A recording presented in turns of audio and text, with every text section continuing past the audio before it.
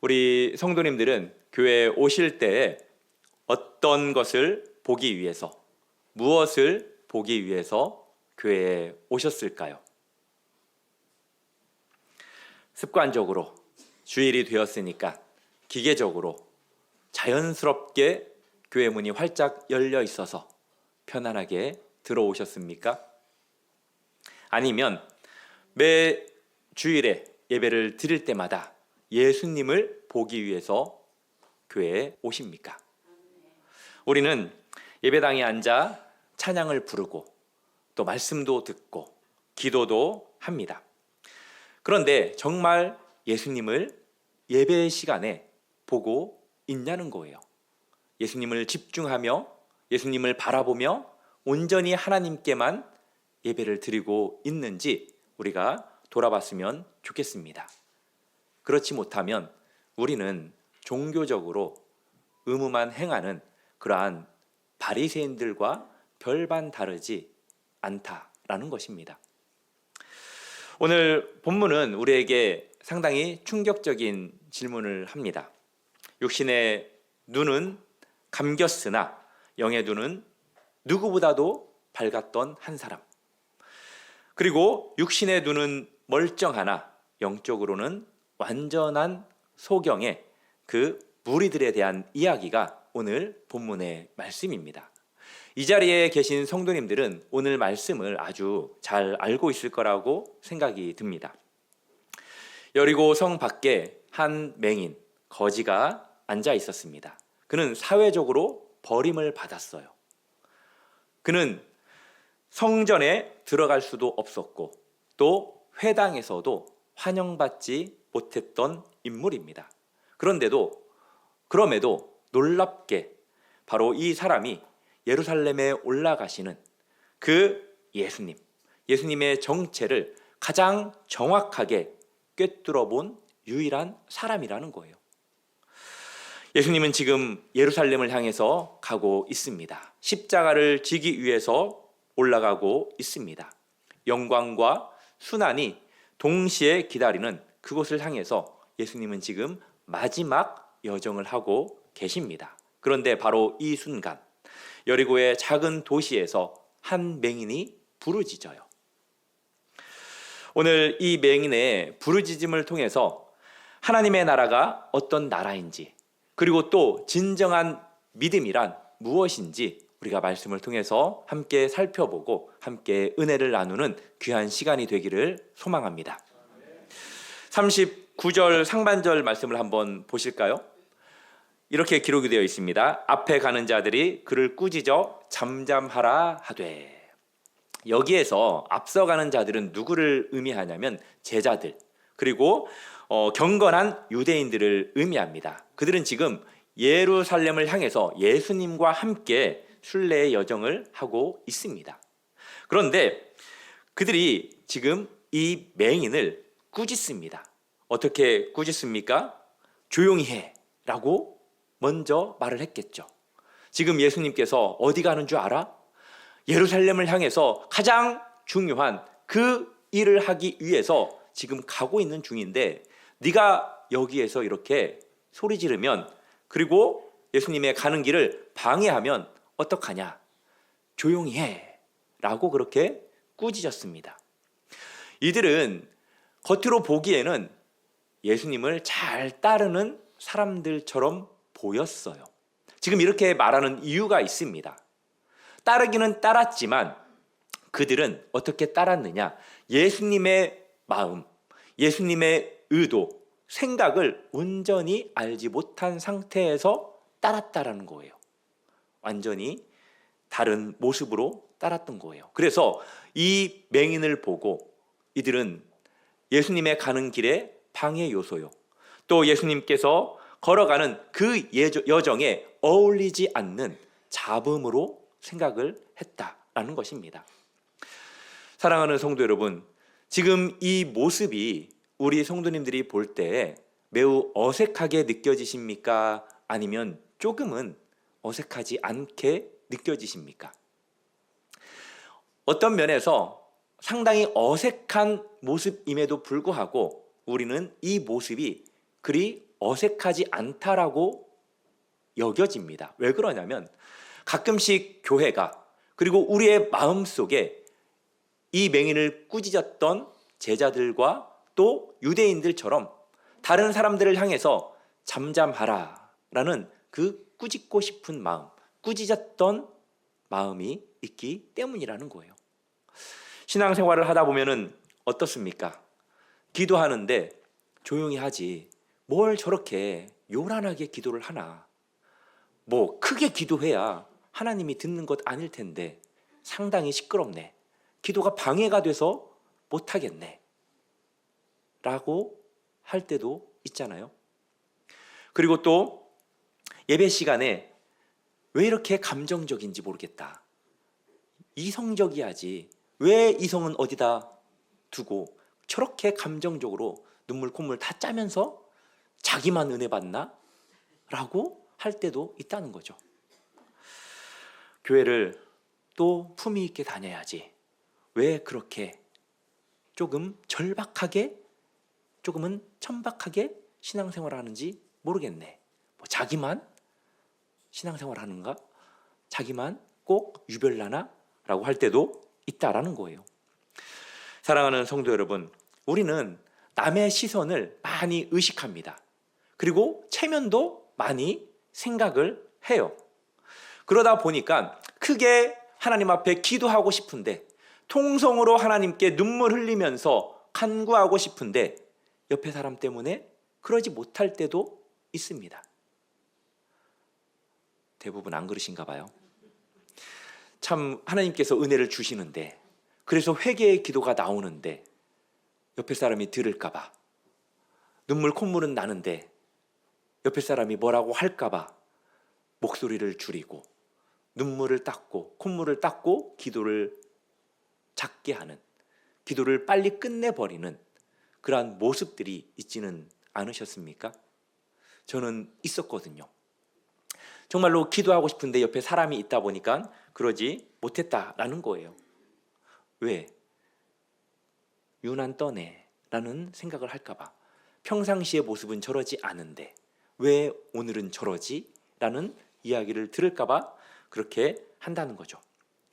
우리는 상당히 언제부턴가 질서라는 이름으로, 품이라는 이름으로, 또 체면이라는 이름으로 자신뿐만이 아니라 은혜 받는 다른 사람, 하나님 앞에 그 부르짖는 그 영혼에 대한 방해꾼이 될 때가 있다라는 거예요.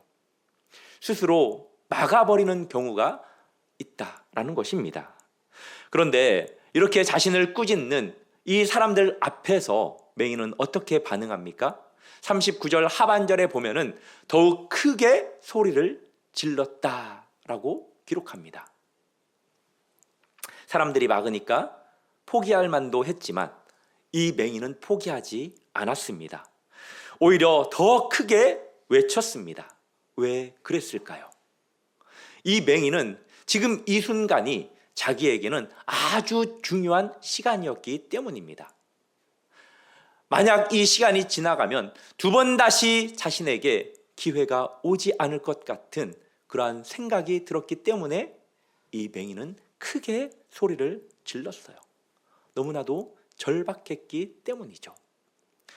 사랑하는 성도 여러분, 우리 성도님들은 예배의 자리에 나오면서 이 맹인과 같은 절박한 그러한 심정으로 나오십니까? 아니면 서두에 이야기했던 것처럼 오늘 주일이니까 예배 드리지 않으면 찜찜하니까 하나님이 벌할 것 같으니까 교회에 나오지 않느냐 말입니다. 사랑하는 성도 여러분, 우리는 너무나도 익숙한 신앙생활을 하고 있어요.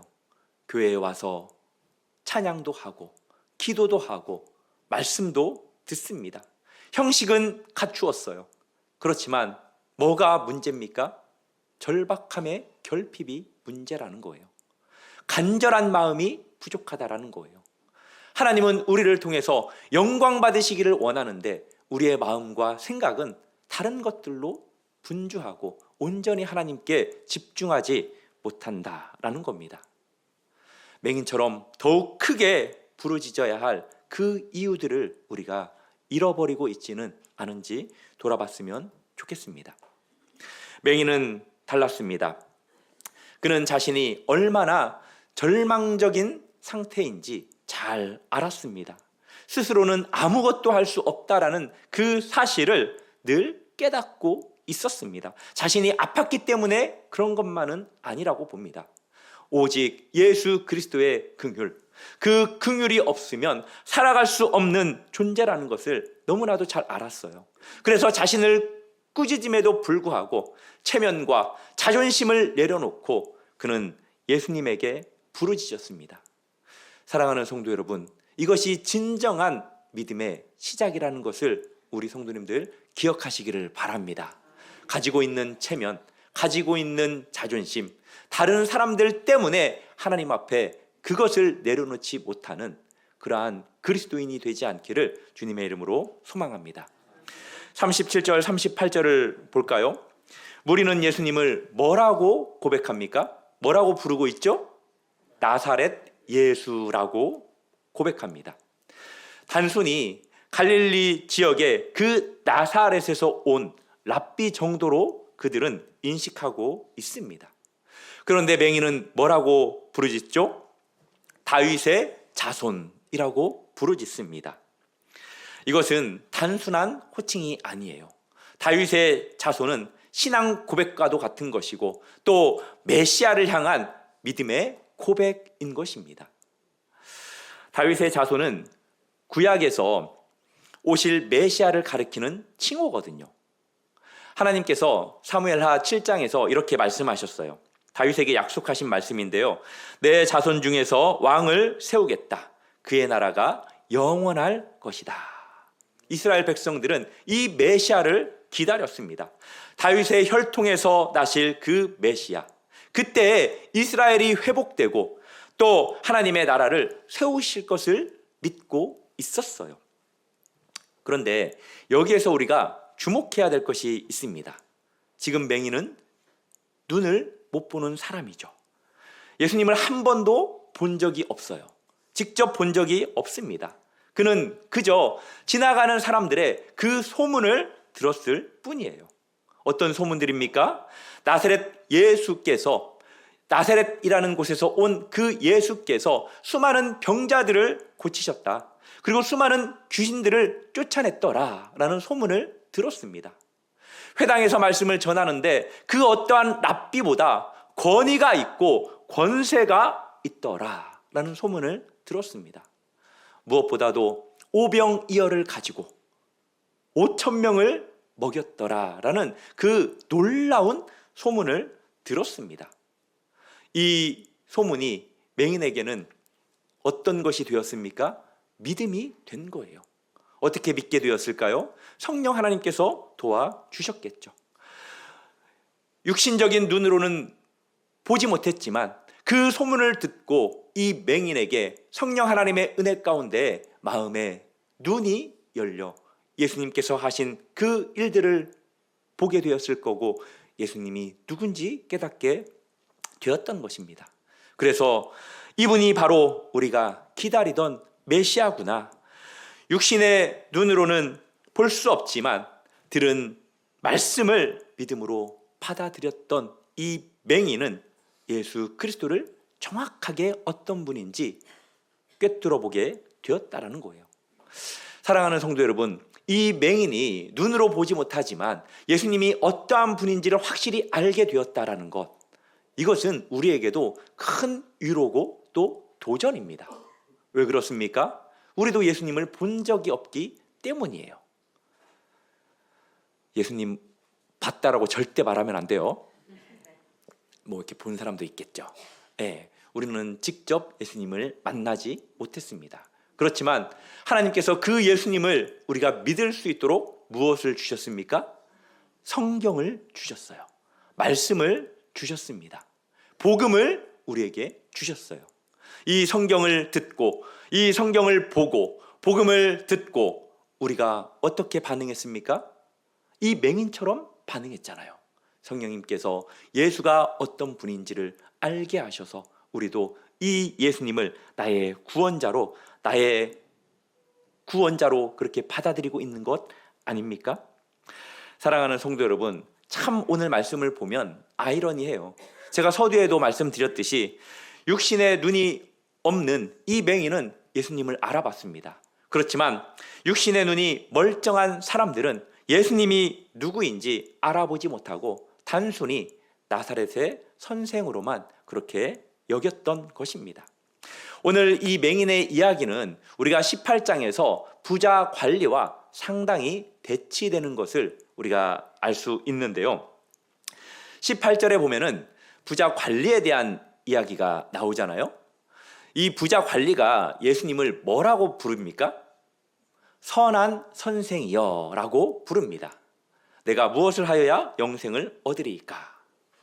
이 부자 관리도 단순히 예수님을 선한 선생이라고만 여겼어요. 메시아로, 구원자로 믿지 않았습니다. 그래서 결국 어떻게 되었습니까? 예수님의 말씀을 들었지만 그가 믿지 못하고 재산이 많은 고로 근심하며 떠나갔다라고 기록하고 있습니다. 그는 눈이 멀쩡했어요. 그는 지위가 있었습니다. 재산이 있었어요. 율법도 잘 지켰습니다. 그런데 정작 중요한 것을 보지 못했어요. 예수님이 어떤 분인지, 그리고 자기가 무엇이 필요한 존재인지 자기 자신도 제대로 보지 못했다라는 거예요. 반면 맹인은 아무것도 없는 사람이었죠. 눈도 보지 못했습니다. 자신에게 무엇이 필요한지, 그런데 그는 보았어요. 예수님이 어떠한 분인지 그는 보았습니다. 예수님이 다윗의 자손이며 자신을 불쌍히 여기실 메시아라는 것을 그는 보았던 것입니다. 사랑하는 성도 여러분, 우리 성도님들은 어떤 눈을 가지고 계십니까? 과연 우리는 어떤 눈을 소유하고 있으십니까? 오늘도 교회에 나왔습니다. 지금 이렇게 예배를 드리고 있습니다. 기도도 했고요, 찬양도 했고요, 지금 말씀도 듣고 있습니다. 그리고 봉사도 하겠죠. 그런데 정작 이렇게 신앙생활 하면서, 이렇게 예배를 드리면서 예수님을 보고 있으십니까? 아니면 단순히 종교생활을 하고 있으신 건 아니십니까? 여전히 이 가운데에는 예수님을 구주로 믿는 분들이 상당수겠지만 몇몇은 그렇게 믿지 못하는 분도 있을 거예요. 제자들이나 유대인들처럼 인격적으로 성령님을, 예수님을 만나지 못하면 나사렛 선생처럼 그렇게 여기실 분도 있을지도 모르겠습니다. 예수님은 역사 속의 위대한 인물이지, 예수님은 도덕적으로 아주 성결한 분이시지, 훌륭한 사람이지, 그리고 나에게 소원을 이루어줄 여러 신 중에 하나지라고 그렇게 생각할 분도 있을지 모르겠습니다. 진정한 영적인 안목은 예수님을 다윗의 자손, 메시아로 보는 것임을 믿으시기를 바랍니다. 이 눈이 열려야 함을 믿으시기를 바랍니다. 그분만이 나를 구원하실 유일한 구원자라는 것을 믿으셔야 합니다. 우리의 노력, 우리의 의, 우리가 지키는 그 율법들로는 절대 하나님의 나라에 갈 수가 없어요. 하나님의 나라에 갈 수 있는 유일한 길은 예수 그리스도의 긍휼을 입는 거라는 사실을 믿으시기를 바랍니다. 맹인은 이것을 알았어요. 그래서 그는 외쳤습니다. 다윗의 자손 예수여, 나를 불쌍히 여기소서. 예수님께서 자신을 향해 외치는 그 맹인을 외면하지 않으셨습니다. 그 맹인을 데려오라고 제자들에게 명령했죠. 가까이 온 그 맹인에게 예수님께서 질문합니다. 내게 무엇을 해주기를 원하느냐? 예수님께서 이렇게 물은 이유가 있죠. 예수님이 이 맹인이 원하는 걸 모르실까요? 예수님은 모르는 게 없는 분이십니다. 당연히 눈을 뜨기를 가장 원했다라는 것을 예수님은 다 알고 계셨어요. 그럼에도 불구하고 예수님께서는 이 맹인에게 질문해요. 내게 무엇을 하여 주기를 원하느냐? 그가 진정으로 무엇을 구하는지, 그 구하는 것이 무엇을 향하고 있는지를 확인시켜주기 위해서 예수님은 그렇게 질문한 거예요. 그리고 예수님은 칭찬하시죠. 내 믿음이 너를 구원하였느니라. 맹인은 고백합니다. 주여, 보기를 원합니다. 이 맹인은 다윗의 자손 예수라고 했다가 지금은 뭐라고 고백하고 있습니까? 주여, 퀴리오라고 부릅니다. 이 단어가 가지고 있는 의미는 주인, 주권자, 하나님이라는 호칭이에요. 맹인은 예수님을 지금 자신의 주인으로 부르고 있습니다. 자신의 주권자로 부르고 있어요. 그리고 하나님이라고 부르고 있는 것입니다. 그러면서 보기를 원합니다. 단순히 육적으로 눈을 뜨는 것을 원합니다 라는 차원을 넘어서는 고백이에요. 이것은 영적인 안목을 확실하게 열어달라는 거예요. 그래서 내 앞에 계신 예수님을 보고 하나님의 나라를 볼 수 있게 해달라는 그러한 요청의 기도고 간구라는 것입니다. 이 맹인의 요청에 예수님께서는 선포하시죠. 42절 말씀입니다. 같이 한번 읽어볼까요? 시작. 예수께서 그에게 이르시되 보라, 내 믿음이 너를 구원하였느니라. 아멘. 여기서 구원하였느니라 라는 이 단어는 이제 단순히 치유했다라는 뜻이 아니라 말 그대로 구원을 의미하는 거예요. 그것도 전인격적인 구원입니다. 예수님은 이 맹인의 눈만 고쳐준 것뿐만이 아니라 그를 죄에서, 그를 절망에서, 그를 죽음에서 구원해 주신 거예요. 믿으십니까? 육체적인 치유는 영적인 구원의 표징에 불과한 것뿐입니다. 우리가 지금 18장 말씀을 계속해서 몇 주 동안 살폈습니다. 그런데 이 18장을 보면은 하나님 나라에 대한 내용이거든요. 그런데 상당히 역설적이에요. 역전의 내용들이 여기에 많이 언급이 됩니다. 우리가 앞에서 살펴봤던 과부, 세리, 어린아이들, 이 맹인, 이 모든 것이 결국 세상의 기준을 완전히 뒤집는 하나님 나라의 역설, 하나님 나라의 역전의 진리를 보여주는 내용들이라는 거예요. 다시 한번 부자 관리를 한번 생각해 보실까요? 그는 많은 재산의 소유자였어요. 사회적으로 지위가 높았습니다. 율법을 어려서부터 지켰어요. 그가 예수님에게 어떤 질문을 했죠? 내가 무엇을 하여야? 내가 무엇을 하여야? 자기의 의로움을 의존했던 인물이에요.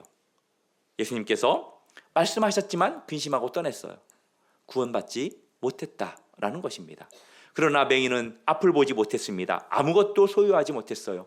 사회적으로 버림받은 자였습니다. 할 수 있는 것이 아무것도 없었습니다. 예수님에게 어떻게 질문하죠? 나를 불쌍히 여기소서. 오직 예수님의 긍휼에 의존했던 인물이에요. 사랑하는 성도 여러분, 부자 관리는 자신의 의로움을 의존했다면 이 맹인은 오직 예수 그리스도의 긍휼만 의존한 사람입니다. 결국 이 사람이 예수 그리스도의 긍휼을 입고 구원을 받았음을 믿으시기 바랍니다. 우리 성도님들 기억해야 돼요. 이것이 복음이에요. 다른 것이 복음이 아니라 바로 이게 복음입니다. 우리가 기억해야 될 건 뭐냐? 구원은 우리의 자격에 문제가 있는 것이 아니에요. 구원은 어디에 문제가 있느냐? 의존에 문제가 있다라는 거예요. 의존의 문제라는 거예요. 우리가 계속해서 자격을 갖추려고 노력하는 것이 아니라 하나님을 계속해서 의존하려고 노력하시는 우리 성도님들 되기를 바랍니다. 방금 전에 말씀드렸죠. 부자관은 자기 소유 때문에 오히려 예수님을 떠났습니다. 그런데 맹인은 자기의 무능함 때문에 예수님께 붙들렸다라는 이 사실을 기억하시기를 바랍니다. 하나님의 나라는 세상의 기준을 뒤집는 역전의 나라예요. 스스로 높아지려고 하는 자는 낮아지게 되고요.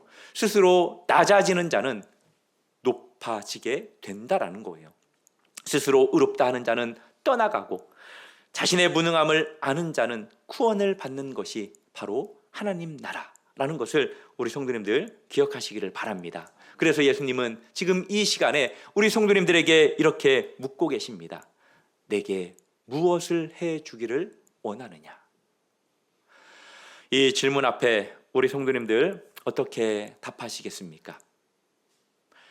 사랑하는 성도 여러분, 혹시 우리가 신앙생활을 하고 있지만 실제로는 영적인 그러한 소경 상태로 살고 있지는 않으십니까? 라는 이 질문을 다시 드리고 싶어요. 왜 그러냐면 지금 예배를 드리고 있지만 예수님을 만나지 못한다면, 그리고 기도는 하지만 성령님의 음성을 듣지 못한다면, 말씀을 듣지만 이 말씀이 내 삶을 변화시키지 못한다면, 봉사는 하지만 사랑이 없이 의무감으로 한다면, 그러한 사람들은 바로 영적인 소경 상태이기 때문입니다. 우리에게 필요한 것은 맹인의 고백인 거예요. 주여, 내가 보기를 원합니다. 오늘 말씀을 통해서 우리 성도님들에게 세 가지 결단을 요청하고 싶어요. 첫 번째는 형식을 깨트리는 간절함을 회복했으면 좋겠습니다. 다른 사람들의 시선, 체면, 자존심 이런 것들 내려놓고 간절한 것이 있다면 하나님 앞에 부르짖기를 소망합니다. 주여, 나를 불쌍히 여겨 주시옵소서. 그리고 예수님을 온전한 주로 여기십시오. 예수님이 나의 주인이시고 나의 주권자 되시고 나의 하나님이다라고 고백할 수 있었으면 좋겠습니다. 나의 의로움으로 구원받는 것이 아니라 오직 주님의 긍휼이 있어야만이 내가 구원을 받을 수 있습니다 라는 고백인 거죠. 그리고 마지막으로는 우리의 무능함을 인정했으면 좋겠습니다. 우리가 할 수 있는 것보다 할 수 없는 것들이 훨씬 많은 거 아시죠? 우리가 겨우 몇 가지 해놓고 의시될 때가 많은데 우리는 할 수 없는 것들이 더 많은, 그렇게 연약하고 무능한 사람들이라는 거예요. 우리가 해야 될 것은 맹인처럼 주여, 나를 불쌍히 여겨 주소서라는 고백입니다. 이것이 바로 믿음의 시작이기 때문입니다. 이제 43절 마지막 절 한번 볼까요? 같이 한번 읽겠습니다. 시작.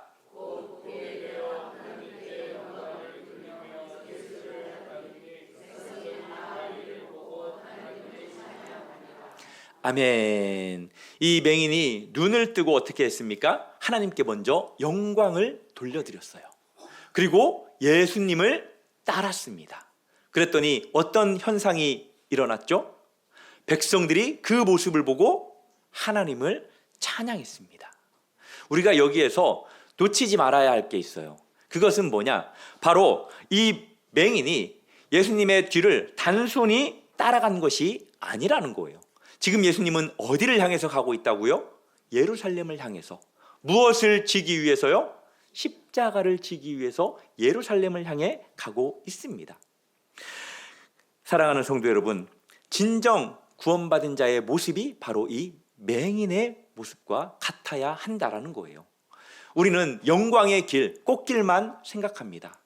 그렇지만 이 맹인처럼 우리는 예수님께서 걸어가신 그 고난의 길, 그 십자가의 길도 우리는 따라가야 한다라는 거예요.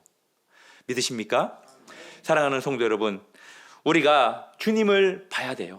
주님을 볼 때 우리의 삶은 변화됩니다. 그리고 주님을 따를 때 우리는 하나님의 영광을 드러내는 통로가 되는 거예요. 그리고 주님을 증거할 때 많은 사람들이 하나님을 찬양하게 될 것입니다. 사랑하는 성도 여러분, 이 사실을 기억하셨으면 좋겠어요. 오늘 말씀을 마무리하면서 우리가 맹인과 같은 고백을 했으면 좋겠습니다. 그리고 다음과 같은 기도를 했으면 좋겠습니다. 우리 같이 한번 읽겠습니다. 시작. 주여, 보기를 원하나이다. 내 의로움에 가려진 영적 소경 상태를 벗어나 내 소유에 가려진 주님의 얼굴을 보게 하시고 내 교만에 가려진 내 참 모습을 보게 하소서. 그리하여 오직 주님의 긍휼만이 나를 살리실 수 있다는 진리를 깨닫고 주님을 따르며 하나님께 영광 돌리는 삶을 살게 하소서. 아멘. 이 말씀 생각하시며 우리 함께 찬양하겠습니다.